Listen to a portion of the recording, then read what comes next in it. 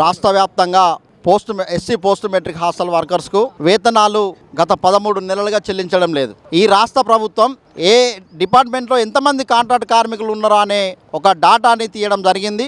ఆ డాటాలో ఈ కార్మికులు లేరు. ఆ డాటా నుంచి ఈ కార్మికులను తొలగించబడ్డారు. ఈ కార్మికులంతా ఫేక్ కార్మికులుగా ఇవాళ ప్రభుత్వం ట్రీట్ చేస్తూ ఉంది.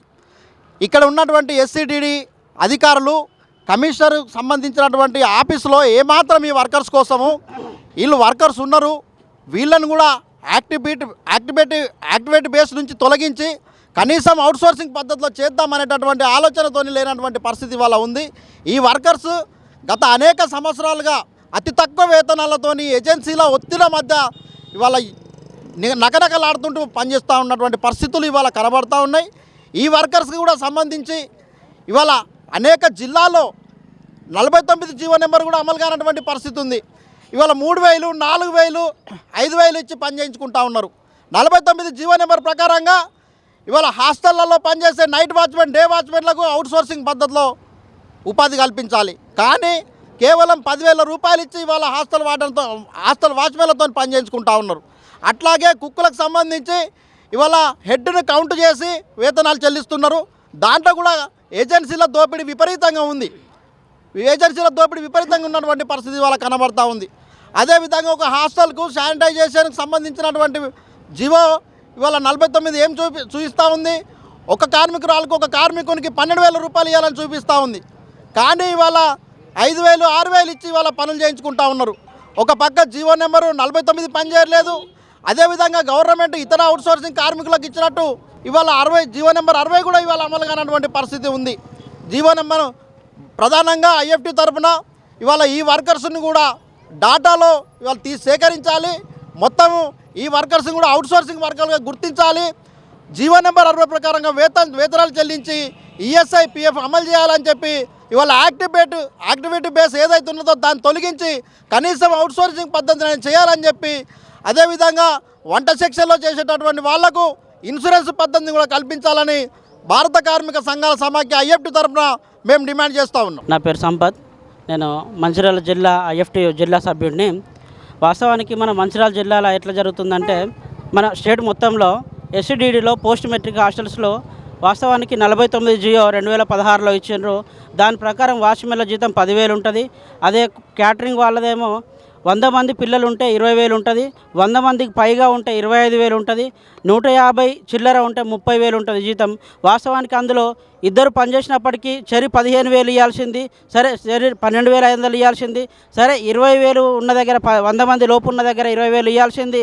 వాళ్ళకు 5,000, 3,000, 4,000, 5,000 రూపాయలతో జీతం ఇస్తూ ఉన్నారు క్యాటరింగ్ సెక్షన్లో.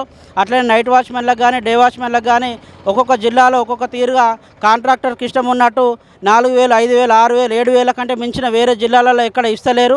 ఒకటి శానిటేషన్ విషయంలో కూడా అన్ని మున్సిపాలిటీలో ఉన్నాయి కాబట్టి 12,000 జీతం వస్తుంది. 12,000 జీతం వచ్చినప్పటికి కూడా యాజ్ పర్ 49 జియో ప్రకారం ఇచ్చినప్పటికి కూడా వాళ్ళకు 4,000, 5,000తో మాత్రమే కాంట్రాక్టర్లు ఇస్తూ ఉన్నారు జీతాలు.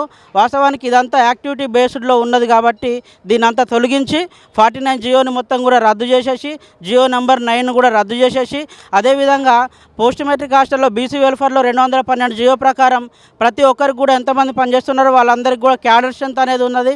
క్యాడర్ స్ట్రెంత్లో ఉంటే 15,600 రూపాయలు జీతం ఉన్నది జియో 60 ప్రకారం. అదేవిధంగా పోస్ట్ మెట్రిక్ హాస్టల్లో మేము పోస్ట్ మెట్రిక్ హాస్టల్ ఎస్సీ డిపార్ట్మెంట్లో పనిచేస్తున్నాం కాబట్టి మాకు అదేవిధంగా 212 జియో ప్రకారం అయినా లేదు 60 జియో ప్రకారమైనా మాకు 15,600 రూపాయలు జీతం చెల్లించి, అదేవిధంగా ఈఎస్ఐ, పిఎఫ్ అనేది మాకు 2016 నుంచి చేస్తున్నాం కాబట్టి అప్పటి నుంచి కూడా అమలు లేదు. ఎవరికి ఏ ఇబ్బంది అయినా సడన్గా ఎవరికైనా ఏమైనా అయినా కానీ ఇన్సూరెన్స్ వచ్చే పరిస్థితిలో లేదు, బెనిఫిట్స్ వచ్చే పరిస్థితిలో లేదు. రేపు పొద్దున ఎవరికైనా ఏమైనా అయి చనిపోయి వంట చేసే వాళ్ళకైనా ఎవరికైనా కానీ ఇన్సూరెన్స్ జరిగినప్పటికీ కూడా ఏ దిక్కు అనేది మాకు అవకాశం ఏం లేదు. ఇవన్నీ కూడా ఈఎస్ఐ ఇన్సూరెన్స్ కానీ ఈపీఎఫ్ బెనిఫిట్స్ కానీ ఈఎస్ఐ, ఈపీఎఫ్ కల్పించి జియో 60 ప్రకారం మమ్మల్ని తీసుకొని ఆన్లైన్ డేటాలో పోస్ట్ మెట్రిక్ హాస్టల్లో పేర్లు ఎవరికి కూడా లేవు. ఏదో నంబర్ ఆఫ్ ఎంప్లాయీస్ అంటున్నారు. యాక్టివిటీ బేస్డ్లో ఉన్న వాళ్ళకు ఓన్లీ యాక్టివిటీ ఉంటుంది, ఏజెన్సీ మాత్రమే మ్యాప్ చేయాలి అని అంటున్నారు. ఏజెన్సీ అనేది పనిచేయదు, ఏజెన్సీ వర్కర్లను మాత్రమే పెట్టుకుంటుంది. కాబట్టి ఏజెన్సీని తీసేసి అది మొత్తం రద్దు చేసి ఎవరైతే పనిచేస్తున్నారో, ఏ హాస్టల్లో అయితే పనిచేస్తున్నారో ఆ హాస్టల్లో పనిచేసే వాళ్ళందరినీ కూడా ఒక్కొక్కరిని ఇండివిజువల్గా ఐఎఫ్ఎంఎస్ పోర్టల్లో యాడ్ చేసి యాజ్ పర్ 49 జియో ప్రకారం ప్రకారమైనా ఇప్పటికైనా కానీ అదే 49 జియో ప్రకారం ఇంప్లిమెంటేషన్ చేస్తే వాళ్ళకు 15,600 రూపాయలు కాకుండా అదే 10,000 రూపాయలని మీరు ఆన్లైన్లో చేయండి. మీకు మీ ప్రాబ్లం ఏమవుతుంది? అదే 60 ప్రకారం మీరు ఇప్పుడు ఇండివిజువల్గా మీరు గవర్నమెంట్కి పెట్టండి. గవర్నమెంట్ వాళ్ళు ఇస్తూ ఉంటున్నారు, మేము ఫైనాన్స్లో కలిసినాము, ఇక్కడ కమిషనరేట్ నుంచి ఫైల్ పెట్టడానికి ఏం ప్రాబ్లం అవుతుంది? ఉన్న 217 హాస్టల్ రాష్ట్రం మొత్తం మంది ఉన్నాయి, ఒక హాస్టల్కు 6 చొప్పున ఇవ్వండి. ఒక్కొక్క హాస్టల్కి 6 చొప్పున ఇస్తే అన్ని హాస్టల్స్ కూడా బాగుంటాయి. జియో 60 ప్రకారం అందరికీ అమలు చేయాలని నేను కోరుకుంటున్నా.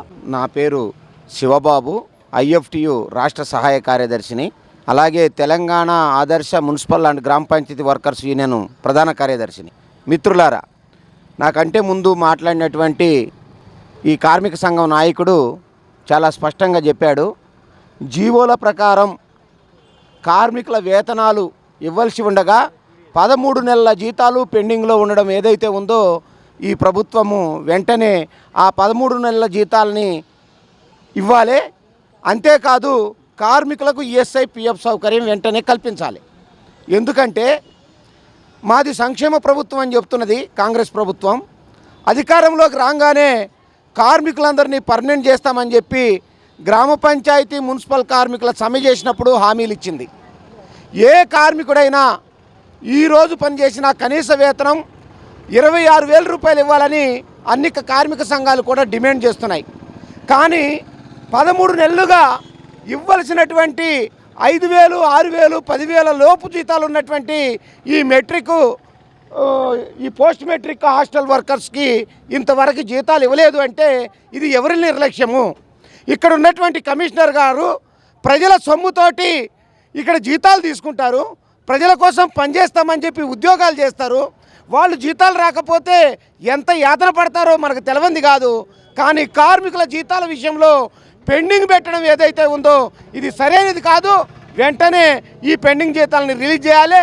వాళ్ళకి రావాల్సినటువంటి జీవో ప్రకారం, జీవో నెంబర్ 60 ప్రకారం కేటగిరీల వారీగా జీతాలు ఇవ్వాలి అని చెప్పి ఉన్నది. దాంట్లో 15,600 రూపాయలు ఇప్పుడు ప్రజెంట్లీ జీవో నెంబర్ 60 ప్రకారం కేటగిరీల్లో అమలు చేస్తున్నారు.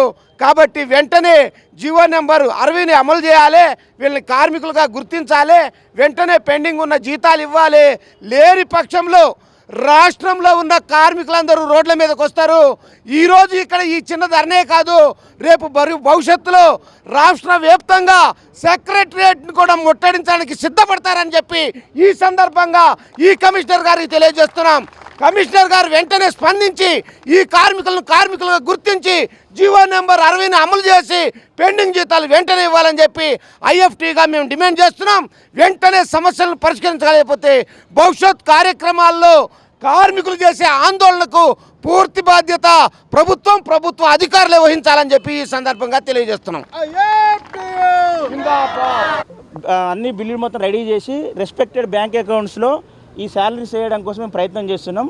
వితిన్ 1 వీక్ అంటే ఒక వారంలో మీ శాలరీస్ మీకు వస్తాయని చెప్పేసి అడిషనల్ సెక్రటరీ గురుకులాస్ నుంచి మనకు మెసేజ్ వచ్చింది ఇప్పుడు. కాబట్టి ఇది మన ఒక విజయం. ఎందుకనంటే మనం నిన్నటి ఉదయం నుంచి తినక ఎక్కడో ఆదిలాబాదు, మంచిర్యాల, ఖమ్మం, కొత్తగూడెం ఆ ప్రాంతాల నుంచి వనపర్తి, నాగర్ కర్నూలు ఈ ప్రాంతాల నుంచి మనం వచ్చినందుకు ఒక ఫలితం వచ్చింది. సరే, ఇది అమలైద్దా కాదా అనేది సరే మనం చెప్పాల్సిన బాధ్యత మనకు ఇక్కడ చెప్తున్నాం. సరే, ఈ మెసేజ్ని మనం నమ్మాల్సిన అవసరం ఏం లేదు. ఎందుకనంటే చాలామంది ప్రభుత్వాలు మనకు చాలామంది హామీలు ఇచ్చారు, ఆ హామీలు అమలు కావు. కానీ ఈ మెసేజ్ మనకు ఒక అథెంటికేషన్ ఉంటుంది. 1 వీక్ తర్వాత మళ్ళొచ్చి ఇక్కడ అడగడానికి ఒక అవకాశం ఉంటుంది. కాబట్టి మీరందరూ దాన్ని కూడా దృష్టిలో పెట్టుకోవాలని చెప్పేసి మీ అందరూ కోరుతూ, సరే ఓకే, ఆమె అడిషనల్ సెక్రటరీ, మరి ఆమె IAS హోదానో IPS హోదానో సరే వస్తుందిలే కానీ వచ్చినప్పుడు. కానీ సరే, మనకు వచ్చిన మెసేజ్ని ఇక్కడ మీకు తెలియజెప్పాల్సిన బాధ్యత మనకు ఉంది కాబట్టి చెప్తా ఉన్నాం. మనం ఇప్పుడు ఇందాక అన్న మాట్లాడుతూ జీవో నెంబర్ 9 అని, జీవో నెంబర్ 49 అని చెప్పిండు. మనకి ఇప్పుడు ఏం కావాలంటున్నాం? జీవో నెంబర్ 60ని ఇంప్లిమెంట్ చేయాలని అంటున్నాం మనం. కానీ నా ఒపీనియన్ ఏంటంటే ఏ జీవోలు కూడా మనకు పొట్ట నింపే కావు.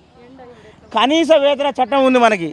కనీస వేతన చట్టం ద్వారానే ప్రతి కార్మికుడికి కనీసం 24,000 ESI PF కట్ కావాలని చెప్పేసి చట్టం చెప్తా ఉంది.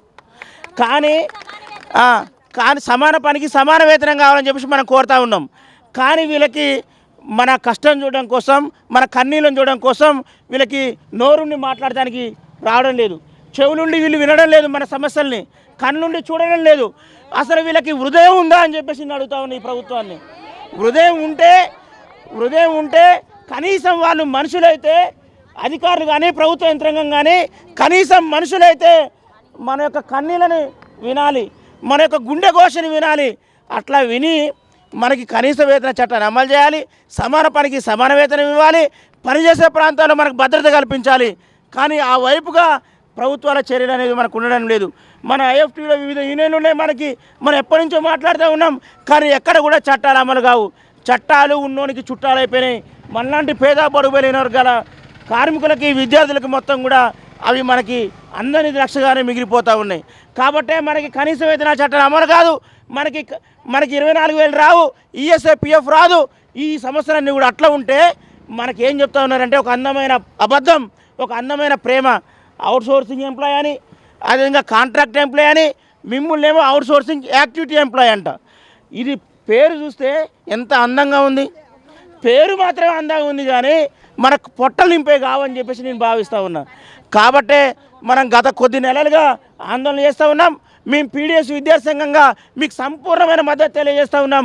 మేము ఎందుకనంటే మీరు విద్యార్థి యొక్క పొట్టలు నింపేవాళ్ళు, వాళ్ళు చదువుకొని ఆకలితోని వస్తే ఆకలితోని కడుపు నింపేవాళ్ళు మీరు. అమ్మల తర్వాత అమ్మల కన్నా ఎక్కువ మీరు. ఎందుకంటే వాళ్ళ అమ్మ నాన్నని వదిలేసి మీ దగ్గరికి వస్తే వాళ్ళకి ఇంత బువ్వ పెట్టి ఆశ్రయేది మీరు, అమ్మ నాన్న ప్రేమను అందించేది మీరు కార్మికులుగా. కాబట్టి పీడిఎస్ విద్యార్థి సంఘంగా ఖచ్చితంగా మీ తోడుగా ఉంటాం, మీ నీడగా ఉంటాం. ఎక్కడ ఏ విద్యార్థి సంఘం మీరు జిల్లాలలో ఎక్కడ ఏ ఆందోళన కార్యక్రమం తీసుకున్నా కూడా మేము సంపూర్ణంగా మద్దతు తెలియజేసి మీకు మద్దతుగా ఉంటామని చెప్పేసి ఈ సందర్భంగా తెలియజేస్తూ ఉన్నాం. 13 నెలలుగా పెండింగ్లో ఉన్న జీతాలను వెంటనే కార్మికులకు 13 నెలలుగా పెండింగ్లో ఉన్న జీతాలను